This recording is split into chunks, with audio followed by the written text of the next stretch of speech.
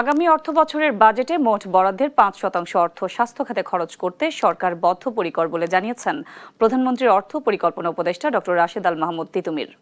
BIDS আয়োজিত সভায় স্বাস্থ্যসেবায় দেশের মানুষের অতিরিক্ত খরচ নিয়ে উপদেষ্টা বলেন, জনগণকে স্বস্তি দিতে প্রাথমিক স্বাস্থ্যসেবায় মনোযোগ বাড়াচ্ছে সরকার।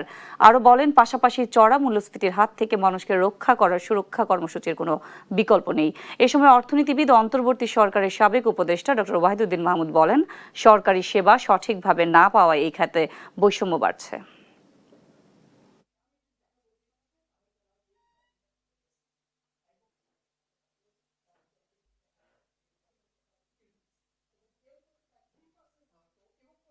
আমরা চেষ্টা করছি যে এই হচ্ছে যে আগে যেমন একটা পাবলিক ইনভেস্টমেন্ট প্ল্যান ছিল, সেটা না রেখে আমরা আসলে একটা ম্যাক্রো ইকোনমিক ফ্রেমওয়ার্ক তৈরি করার চেষ্টা করছি এবং সেক্টরাল প্ল্যান গুলো করার সাথে সাথে কিন্তু তার চেয়ে বড় দিক হচ্ছে যে প্রোগ্রামিং, তারপরে ইমপ্লিমেন্টেশন, মনিটরিং এবং হচ্ছে যে আপনার এই ওপেন ডাটা গভর্নেন্স, এই যে বিষয়গুলোকে আমরা গুরুত্ব দিচ্ছি।